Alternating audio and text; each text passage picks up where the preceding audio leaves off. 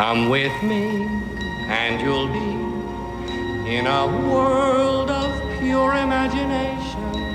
Take a look and you'll see into your imagination. We'll begin with a spin, traveling in the world of my creation. What we'll see will defy explanation.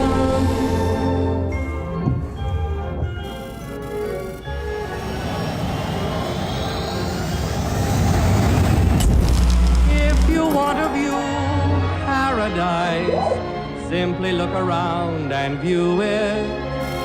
Anything you want to do it. Want to change the world, there's nothing to it.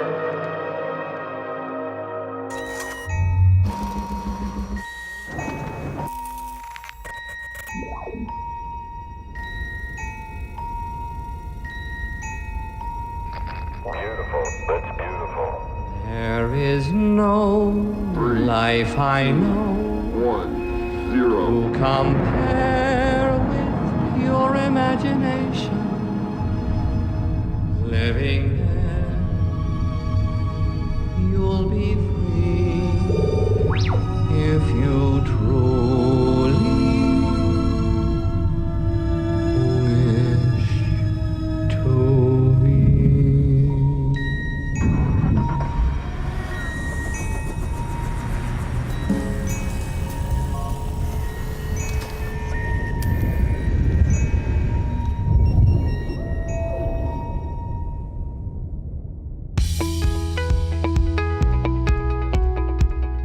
Ladies and gentlemen, welcome to the Business Roundtable CEO Innovation Summit.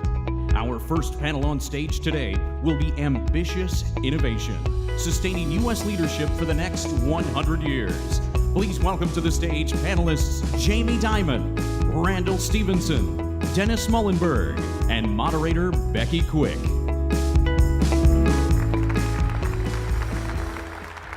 Good afternoon, everybody. It's great to see you all. I just want to let you know, if you'd like to ask a question of the panelists, you're going to get your chance at the end. If you'd like to submit a question, you can do that by going to askbrt.org. There's a card on your seat if you want to check it out, too, but you will get your chance, so we'll let you know as that time approaches. Gentlemen, thank you very much for being here today. It's great to see all of you.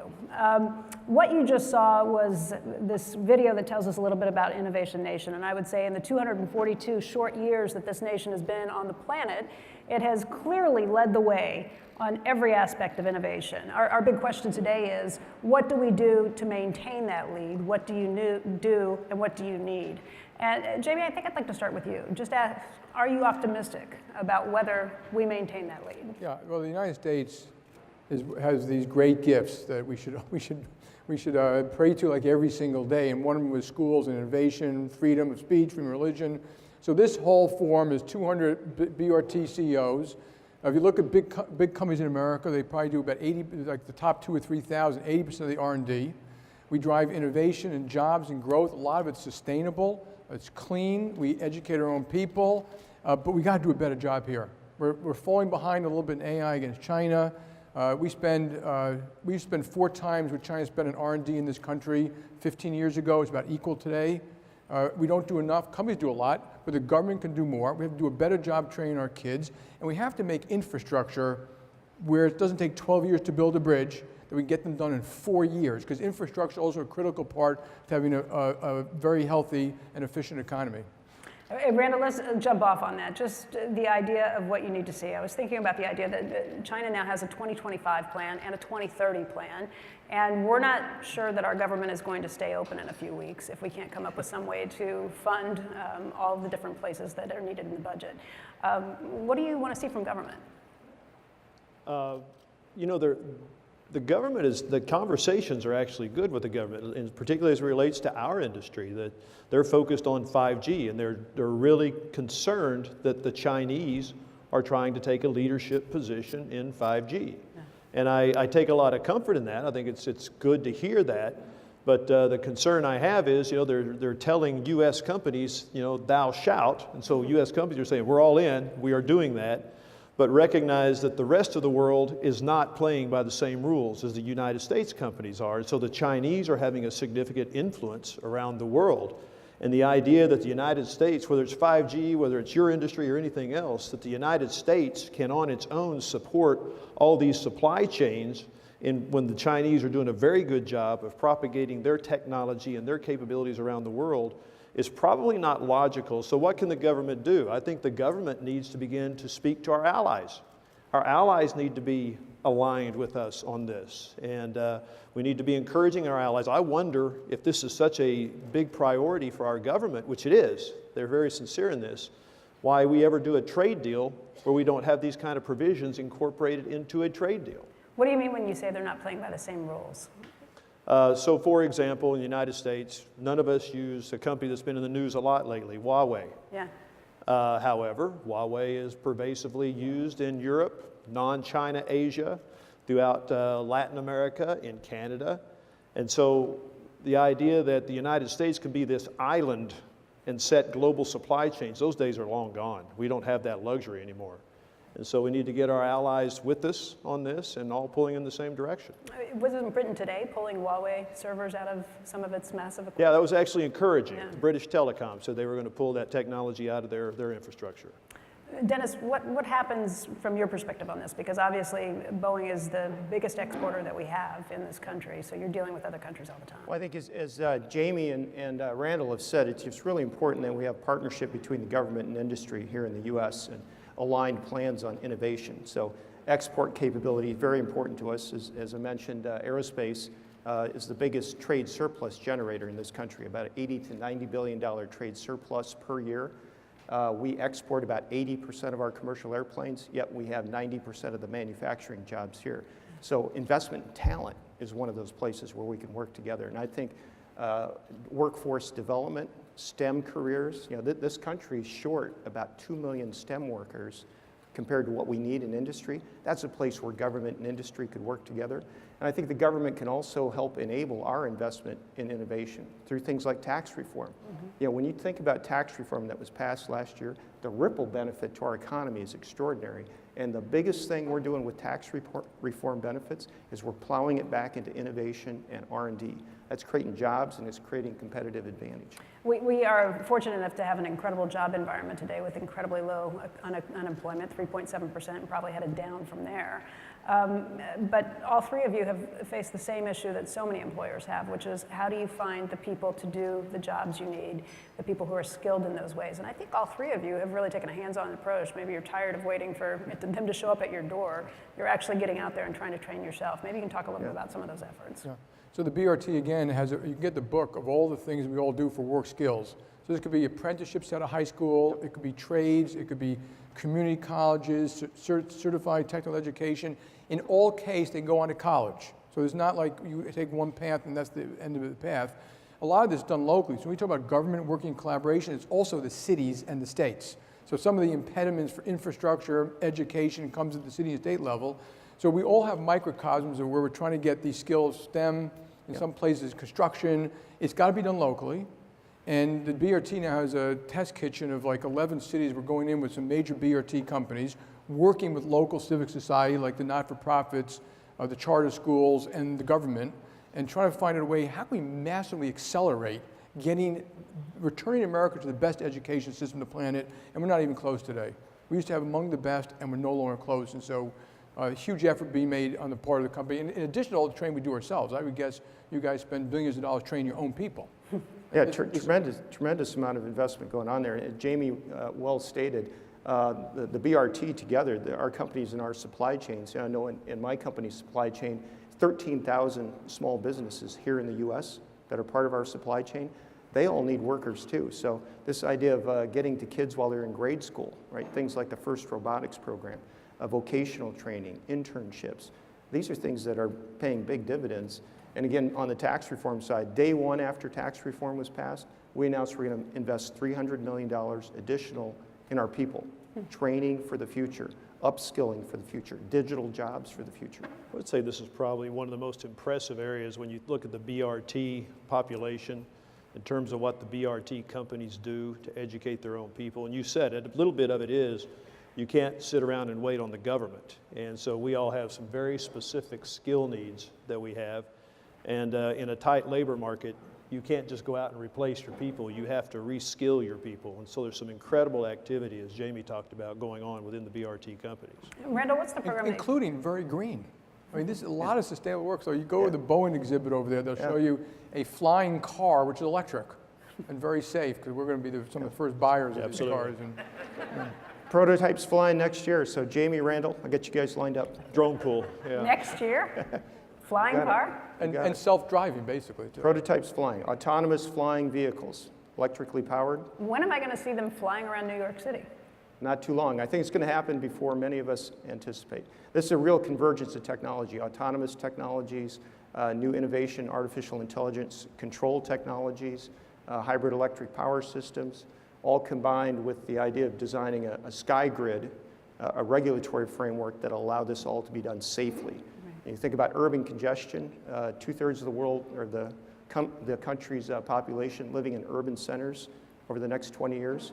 Urban congestion and essentially turning highways into three-dimensional highways is a big part of that innovative future. And we're going to start flying vehicles next year. I mean, I have a vision of the Jetsons in my head. Is that overdoing it, or is that really what you're... It's even beyond that. Right? So think about a future where you have this capability to fly three-dimensionally in complex congested airspaces in urban areas, the ability to connect at high-speed flight around the world, 2 hours between any point, and then eventually we're going to have low Earth orbit space travel will become commonplace. I mean, this sounds amazing, and I want it, but at the same time, I think about how I don't want drones flying over my head right now because I'm afraid they're going to drop on them. How do you do it safely? You mentioned regulation and doing it with a regulatory framework. One of the big things we're working on, and you can see it over in our booth here, is something we call SkyGrid. So we've just launched a joint venture with a small company called Spark Cognition, where we're designing that future grid. So think of this as air traffic management for future drone travel. And the idea that you're going to have piloted and unpiloted vehicles in the air at the same time. They have to be able to operate safely and in an integrated way. And this is taking advantage of the new digital technology. 5G is going to play into it as a bandwidth capability. We're going to need a lot of 5G. And this is the kind of innovation that's happening in America, right? It goes back to what Jamie was talking about. This country has an incredible innovation engine. We just need to continue to fuel it.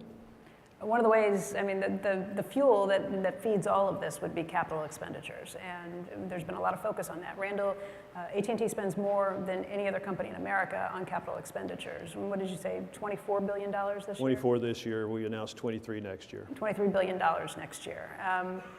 That's ramped up, even though you've, for a long time, been the biggest CapEx spender. That's ramped up, and why is that? Well, tax reform. I mean, it's real clear. When you take less of the profitability of companies and allow them to reinvest it, they invest it. And we're seeing that. I think gross fixed investment this year is up 7% year over year. And I just think that's really, really important when you think about an innovation machine, infrastructure that Jamie is talking about. Most of the capital spending that we're doing, the increased capital spending, is 5G. It's fiber deployment. It's infrastructure on which all of this new technology runs. And so tax reform, I think, is one of the most powerful catalysts we could have seen for an increased capital investment. Can I just mention, there's so many misconceptions about tax reform. The world had a 40% tax rate 20 years ago, and over time, the average OECD country, like 27 nations, come down to 20. We stayed at 40. The net result of that is that when people had a choice, often their companies, their headquarters moved overseas. American companies were actually at a disadvantage buying another American company, and thousands of American companies sold out to foreign companies, and trillions of dollars got reinvested overseas. That was the result. Now, that wasn't everyone's choice. If you're a US-only company, it didn't make any difference. But that was what happened. People were putting research centers in Vancouver, plants around the world, so now we're competitive. It had an immediate effect. You raised rates. We all took, most of us took wages up to $18 for the lower paid people. Most of us all get medical and things like that. Some people announce new plans and some people announce new R&D. But the real benefit is the cumulative retention of capital reinvested in innovations which create growth, which is inclusive in the United States for the rest of our lives. The notion that we can have an uncompetitive business tax system and that would be good for the United States is a crazy notion. And the notion that you're going to see all the benefit in 1 year, it was never meant to be. Then, of course, some people got the money back and they didn't know what to do with it in the short run, so they bought back stock or paid down some debt. But again, people act like buying back stock is bad use of capital. No, it's not. You buy back stock, that's a redeployment of capital to a better and higher use. And we have to educate the American public, particularly my Democratic friends, about how that's beneficial for all of America. And it's not a coincidence, to his point. When you see this capital being redeployed, this country for the last 20 years has been stagnant on wage growth. I mean, literally stagnant. We've also been, for the last 10 years, stagnant on productivity. The two go hand in hand. They're not unassociated. And the idea that all of a sudden you see capital investment begin to move up, and for the first time, we're seeing what? We're seeing productivity move. It's finally moving. And as a result, we're seeing wages move. And so these things are tied together. I think it's been a very powerful impact from all of this. And that ripple effect to small business is very clear, right? As we said, big businesses are helping to drive this capital redeployment, but the ripple effect to our small businesses, our supply chains, is very clear. You know, Boeing's about 140,000 people in our company. Our supply chain here in the US is 2.5 million workers. A lot of these are high-end manufacturing and engineering jobs. That's where the real benefits go, and that's where you're seeing wage growth, you're seeing technology investment. A lot of the manufacturing technology of the future is in these small businesses. That's the benefit of this capital redeployment. When you say you see the ripple effects, you see it how?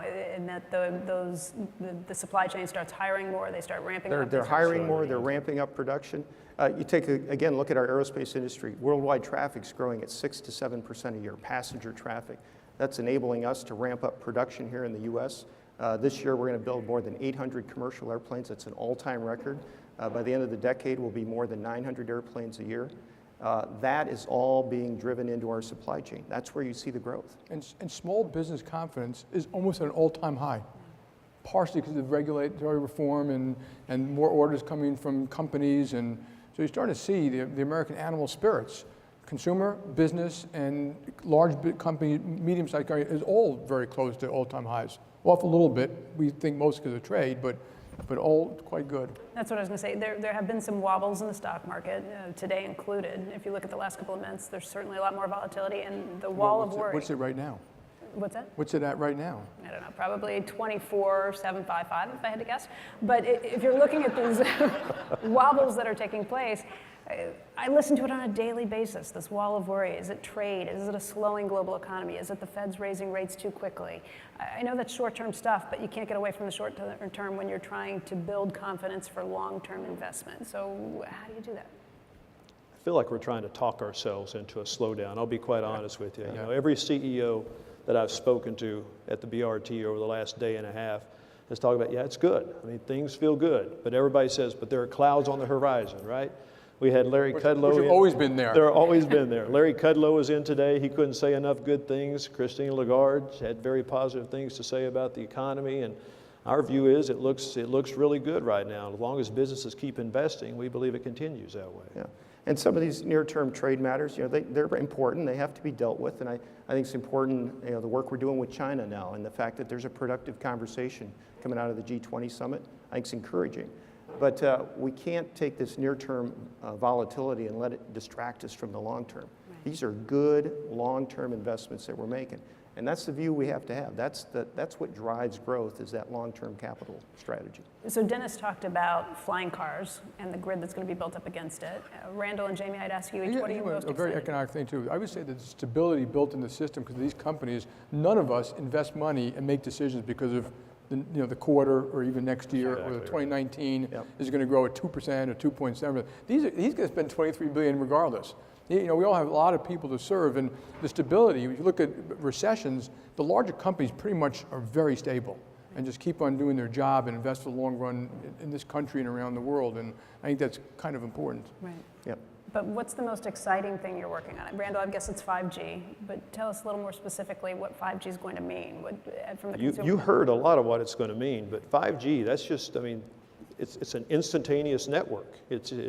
Whatever you want, it happens without any latency whatsoever. And so you cannot think about autonomous vehicles, especially flying vehicles, but even autonomous cars, if you don't have connectivity with no latency. I don't know about you, I don't want to be in a car where there's latency and something pulls out in front of the car, all right? You need instantaneous connectivity. And so 5G is what affords that for the first. I've never seen a technology like this that will change, I believe, how the world works, literally. You told me it does a movie in 1 second.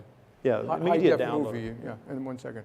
But think of everything you do around AI, anything you do. So for us, it's risk, credit, fraud, market underwriting, cyber protection, stuff like that. You can do in that split second what used to take you 20 seconds or 2 minutes or 2 hours. And because of that, you have a much higher level of protection. So everyone's going to deploy it in one way or another in ways we can't even dream of today. So the guys over here will get really upset if I don't point out, this is an example of what 5G brings. So this is Magic Leap over here. We asked them to come. We're partners with them. And Magic Leap is they call it mixed reality. But think about, ultimately, because of 5G, you don't need to have all the compute, all the power, all the storage in this thing. Ultimately, it's all in the network because it's so powerful. Now you begin to have an augmented reality experience that looks like this pair of glasses rather than a big headset. You know, like some of the things like you see at Facebook, you know, these big old things. What we have over here is the first cut at what this is going to look like, and it's very exciting. It's mixed reality. You're interacting with the world while you're seeing incredible alternative reality, if you will. And the applications are incredible. So that we've taken that technology and bring it into our factories. So you see in our factories today, we have people and robots working together. We have virtual reality with our mechanics so they can assemble the airplanes real time with digital data. And you know, other exciting things we're working on, the space program. The nation's space program right now is incredible. We're doing more than we've ever done since the Apollo program. And I'm not sure the whole country knows about it. But we're building a low Earth orbit ecosystem. We're building a CST-100 Starliner that's going to fly next year for the first time. And with NASA, we're building the Space Launch System. It's going to take us back to the moon. We're going to build an orbiting base around the moon, and then we're going to Mars. And the first person that steps on Mars is going to get there on that rocket that we're building today with NASA. This is bigger than the Apollo program and something that can really excite that next generation of talent. I think the CEO ought to be that person. I'm saving a seat, Randall. Hey, Jamie, not that the big banks aren't sexy, but top that. I can't top that. Okay. What are you working on that you're excited But you know, banks having a healthy financial system, and it's not just banks. It's venture capital, private equity, non-banks, shadow banks. Is a flywheel and spin of what makes a country successful. Mm-hmm. You go to any country that doesn't have it, they're not successful. You go to any country with not successful large companies, they are not successful. So this spin wheel just properly allocates money and ideas and capital, not taking risk, kind of mitigating risk into all of this. Yep. So these guys raise a tremendous amount of capital in addition to that, but Magic Leap had to get venture capital at one point. We bank 4 million small businesses. They need money, and we're always trying to come up with creative ways to do it. So we started this Entrepreneur of Color Fund. You know, small business of people of color have a hard time getting money to grow because they don't have the family, the mortgage to fall back on. Special fund, affordable housing. It's developing economies around the world, city by city, state by state, business by business. That's what the financial system does. And then it's a supporting actor in that way to all these folks here. And of course, on the consumer side, we give you bill pay online. You can now buy and sell stocks for free if you have a Chase account, a Sapphire account. And regulatory reform. I've been wanting to open a branch in DC for 10 years, okay? And regulators made it clear they didn't want us to. We now opened our first one in McPherson. It's enormously successful in the short run. We're going to be opening 400 markets around the world, 4,000 direct jobs, 20,000 indirect jobs, and every town we go into, affordable housing, lower middle income mortgages, small business mortgages themselves, credit cards, middle market, private bank, client bank, investment bank, and that helps grow this society. And that was held back by regulators. Why didn't they want you here? They thought banks were taking too much risk or something like that, and I told them very nicely, we already do investment bank, we bank the government. We do investment banking, private banking, commercial banking, small business banking, credit card, auto, mortgages, and they said it was too risky to open a retail branch. That's the way they thought. We now, fortunately, have a new bunch of people in there now. Let me ask you guys again, I alluded to this earlier, but with China with a 2025 plan and a 2030 plan, and Jamie, you mentioned that we used to spend 4 times what the Chinese did, and now we are spending about equal amounts on AI. How do you address that? What happens? Is that government money that has to step in? Is that private-public partnership? How do you come after it? So R&D, there's these guys, huge amounts of R&D, all companies, and then government being conducive to R&D. How they tax it, incentivize it, and how they do it themselves. So the space program, the moon program, Apollo, created a huge amount of technology. So there's nothing wrong with the country saying, my schools, my STEM accounting, my businesses, let's have this big part of an agenda. The government does not have to do it all. But they can't resist it with too many rules and regulations and things that stifle it and stuff like that. The issue with China, their complaint about China isn't that they have a policy to grow innovative industries, is they want to do it unfairly by stealing IP and by subsidizing state-owned enterprises to compete with these guys. That is unfair. And so, that's why you hear the difference between China's 2025 and having good government R&D policies. It's not just China that's doing that, though. There are other nations, and Dennis, you're probably the clearest example on this board of somebody who is competing against subsidized, government-subsidized competitors. You said yourself that we would like to see resolution with these trade talks with China, but is there a point where you want the government to stand up more and say that this is not okay and this is not an even? Well, it's important that we have a level playing field. That's why I said, there are some challenges with China that we think do need to be addressed, things around intellectual property, tech transfer, broader issues that ensure a fair playing field, level playing field for the future. And we love to compete, but we want to compete on a level playing field. Our biggest commercial airplane competitor in Europe, Airbus, they enjoy government subsidies. They enjoy an unlevel playing field. And so the U.S. government has an important role to play in helping to make sure that we have a level playing field. And that's continuing to be an important policy for the future. I think another big role the U.S. government can play is year-to-year budget stability. So here in Washington, D.C., the fact that year to year, we just don't have stability. And I look through the lens of the defense budget as an example. And the fact that we can't do long-term planning because the budget year to year is very volatile, it just doesn't enable smart capital investment. So this is another area where the U.S. government can help by just providing longer-term stable budget lines. Didn't you tell us that the government probably spends $50 billion extra a year because of that? Yeah. Just defense. There's a good deal of inefficiency. Some of it's regulatory reform that's needed, acquisition reform.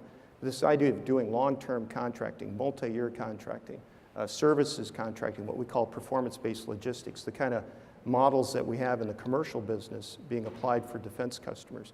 There are a wealth of ways to drive efficiency in how the defense budget's being used. Mm-hmm. And I know the Pentagon is keen to jump on those, but we need political support on the Hill as well. I mean, that makes a lot of sense, but I think of the practicalities and just the system of government that we have, where you're in for 2 years if you're in the House, you're in for 6 years if you're a senator, and you're in for 4 years if you're a president. If you're talking about long-term planning and not being able to change those budgets, you're saying that one administration to the next couldn't change their priorities, and that's a practical system of living in a democracy. How do you? And that's the political reality we have to deal with, but I think it's also fair to say that if there was a view to a long-term plan being valuable to the country, and regardless of party, I think if you get through the political surface, everyone would agree that there's some value to long-term planning.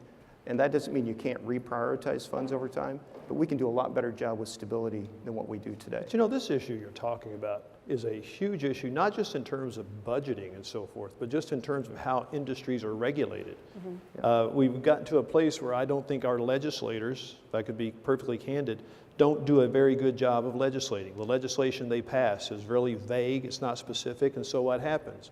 We've made regulators legislators, and so depending upon who's in office at a particular moment in time and who they put over an agency, the rules just swing back and forth like a pendulum.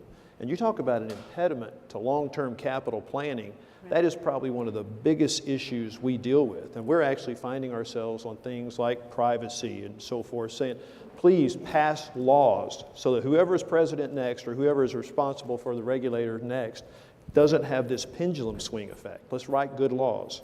The government wasn't built, and this is not a criticism of government, it wasn't built to deal with the modern age of this kind of speed.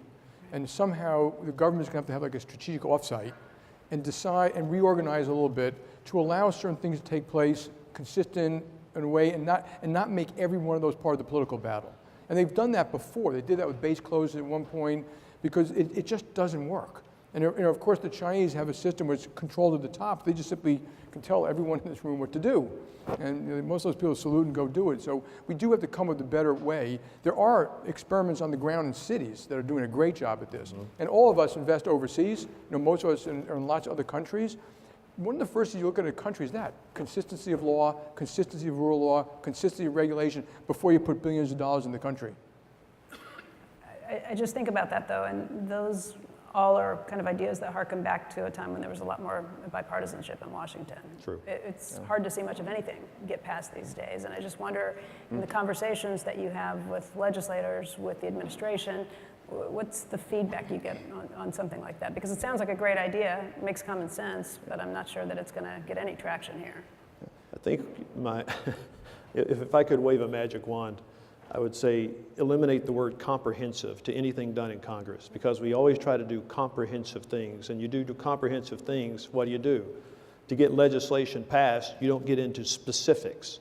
You kind of leave it at a high level because we can get people to vote, and then you hand it to a regulator. Here we go again. The regulators are then driving the ebbs and tides of how businesses are regulated. So I just wish we could get far more specific on what our legislative objectives are and write real laws. All right, we're going to come to the audience for questions in just a moment. So if you have them, go ahead and send them in.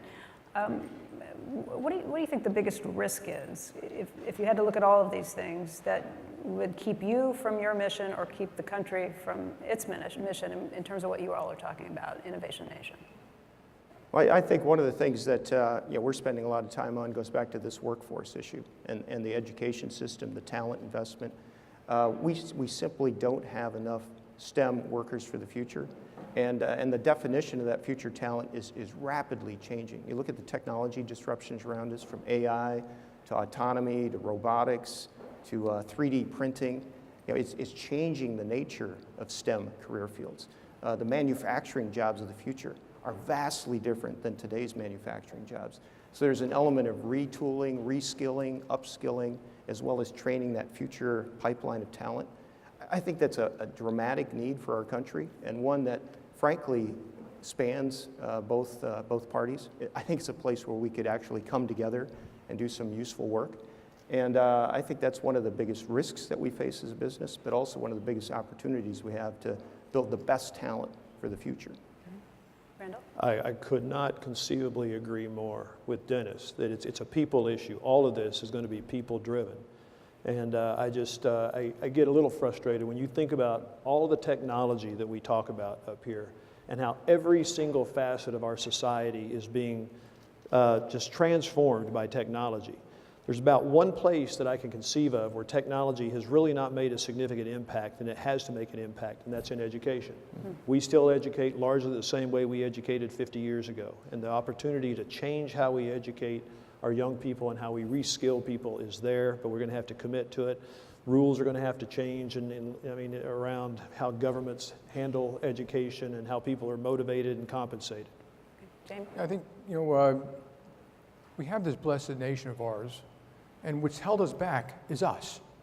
It wasn't the Chinese, it wasn't all these other things, it was us. And if you go through it, we're listening to it, it's bad policy. Again, I'm blaming everyone. I'm not trying to point fingers. We spoke about taxation, impediments to innovation. We used to be the best at work skills, and we no longer like number 29 in the OECD nations. Our impediments to infrastructure, a legal system has become more capricious. And I can go on and on. It was us. It's just bad policy. And so, you can argue the bad policy was partisanship. You can argue it was a whole bunch of different things. But we'll do fine. But if we got better policy, and then the other one is, most of us think that good growth will be inclusive. We'll get wages in the lower end are going up much more now than everything else. So you have low unemployment. Matter of fact, I travel the country, people complain about it. But good policy will drive growth and get higher wages to younger people and retraining middle-skilled people who need it. And that's what we need to do. And the BRT tries to play a very positive role in doing what's good for all of America in an inclusive, shared way, and including supporting things like the earned income tax credit, things which can help people at the lower end and get jobs and dignity of jobs and bring people back into the workforce. And we put healthcare in the category too, by the way, so we're trying to work on how we can, it's 20% of GDP, the rest of the world's at 10, that is going to become a competitive disadvantage.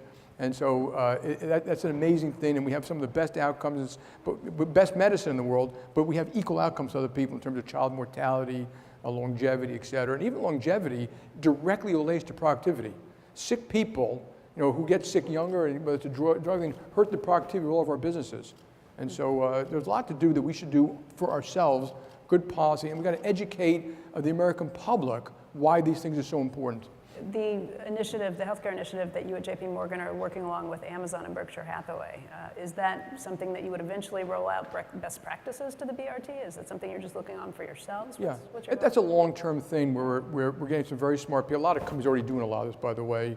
Looking at all the issues, end of life, high deductibles didn't really work. Like in Washington, D.C., a lot of you probably had blood tests or MRIs. You have no idea what they cost. And the variation is sometimes 500%. And so the lack of transparency, lack of information, wellness programs, obesity, someone estimates cost the country $1 trillion a year, and obesity drives heart disease, lung cancer, diabetes, depression, stroke, and we know wellness programs work. And how can we get policies that get more wellness programs working for Americans, and nutrition? Like maybe we should teach nutrition in high school. And some very basic stuff. So it's a long-term thing. It's not meant for the three of us. Initially it'll be us. It'll be open to everybody. We're hoping as we learn things, we're going to share with the whole world. All right, let's get to some questions from the audience. And I didn't pick these, but Jamie, the 2020 presidential election is right around the corner. Is an innovation policy agenda something that 2020 presidential candidates should be focused on? Absolutely. You want to expand on that? That's why we're here. Absolutely, it should be focused on. You think it will be? Yes. Yeah. And we're going to do everything we can to make sure it is. Dennis, will humanity someday be a multi-planetary species? What are the chances of colonizing another planet someday? And do you think a human mission to Mars is possible in our lifetime? Absolutely. Are you going? Will the Boeing relocation plan cover that? Yeah. By then it will. But yeah, this is not going to take a long time, right? This is something that's happening now. As I said, we're building that space launch system today. We're going to be doing first launch, test launches here over the next couple of years. We're going back to the moon. We're going to establish a permanent presence on the moon. So this is much different than Apollo. And the administration, NASA, we're very focused on getting that done. Set up a permanent presence on the moon. We will colonize the moon. We'll set up operations there. We're going to build an orbiting lunar gateway. Think of that as a low-gravity launch point to assemble additional space vehicles that will then hop to Mars. And we will colonize Mars. We will put people on Mars. And I'm confident that's going to happen, I'd say, before I finish my Boeing career. Really? Yeah. If we send them to Mars, can they come back, or once you're there, you're there? We only go to Mars on round trips. Yeah. Would you go? I would. Really? Absolutely. Absolutely. Yeah. When he puts his foot down, he's going to say, "This is one giant leap for mankind, but only one little step for Dennis Muilenburg." No, and it's low Earth orbit in particular is going to quickly build into a viable ecosystem. We're building vehicles. Ours, Starliner, as I mentioned earlier. Other companies are working on destinations in space, space hotels, space tourism, space manufacturing. This idea of 3D printing can be done more effectively in a low-gravity environment. So a lot of economic reasons to be operating in low Earth orbit. And that ecosystem over the next decade is going to become commonplace. And it's such a stretch when they can't launch people properly to the International Space Station at this point. And that's why the country is investing in that next generation launch capability. Yeah. Right? Again, that's something that, frankly, we've allowed to wither over a couple of decades. And now the re-energization of our space program, investing in launch, investing in these capabilities, It's going to create economic value. It's going to create new economic opportunities in space. But even more importantly is the technology and people ripple benefit. Jamie mentioned earlier the technology ripple from the Apollo program. What we're doing now is going to benefit multiple industrial sectors. And nothing inspires that next generation talent more than to say I can go work on that next generation space vehicle. All right, Randall, this one's for you. Oh, wait a second. It went away. It come back. Oh, here it is. Randall, lots of people are warning that China will win the race to 5G. Are they outperforming the United States in 5G deployment? No, they're not. The U.S. is definitely ahead. We have a very nice lead right now. We are, in the U.S., we're deploying. We're actually bringing markets up. We'll have 12 markets up by end of year this year. Verizon has a number of markets that they're bringing up. China is doing tests today. However, China has declared this a focus area for their country. And they have said this is an area they want to be involved in. They have been involved in the standard setting process around 5G like we have never seen the Chinese involved before. And this is why I was in the very beginning talking about why I think it's really important if we as a country believe this is a high priority for us, that we establish a lead here, that we make sure that our supply chains are secure. It's networking. So security is going to be everything. You think about the stuff Dennis is talking about wanting to do. It's going to require 5G connectivity, secure 5G connectivity. So protecting that and ensuring that our supply chains are good, viable supply chains. You know, we're doing things like, is all of our silicon made, you know, in the United States? Yes. Is all of our equipment manufactured somewhere that we know where it's being manufactured? Yes. However, guess what? All of the software associated with the equipment that goes into these networks is developed where?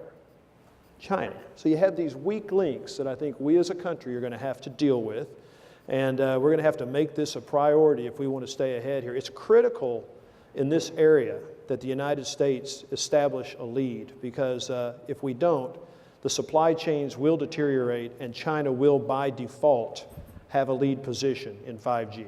Is that not just a competitive disadvantage, is that a concern when it comes to security? Absolutely. Very much so. Yeah, and I, as you think about how much networking has become critical to everything, I mean, without networking, your business would be hard to imagine, and then yours as well. And so networking is critical, but secure networking is everything. And so from a security standpoint, ensuring a supply chain that we have confidence in is really, really critical. All right, I'm going to ask you one more question for each of you to answer. In terms of measuring our success with this vision of Innovation America, how will you all judge yourselves and judge us as a nation, let's say 5 years and 10 years from now? If you are successful, we will see X. If you don't have this, then it is not successful. What kind of measurement standards are you I say America should still be the innovative leader of the world. It's been inclusive. A lot more people have gotten proper jobs and well-paying jobs. A lot of them being STEM and technology. And we'll go back to where we know that we don't have this low anemic growth, that we're back to a more sustainable, higher growth, which is good for all of Americans. Randall? Yeah, I mean, if everything we've talked about here is successful and we execute on it in 5 years, what should we see? All the great technology and everything you're hearing here, that to me, that's kind of a byproduct. The real important part is, do you see average wages moving up considerably? Do you see full gainful employment? Do you see people qualified to do jobs and roles that they were not qualified to do before? That to me is kind of the fundamental reason you do all this, not just for cool technology, so that you have a vibrant society and a vibrant economy. Dennis? Yep. And the close parallel to that is the talent pipeline. So it's a healthy, sustained, vibrant, energized talent pipeline with the right skills for the future. It's what enables all of this. Gentlemen, I want to thank you very much for your time today. And folks, thank you for being with us for this kickoff to what's going to be a very informative and entertaining day. Thank you. Thank you, Becky. Thank you.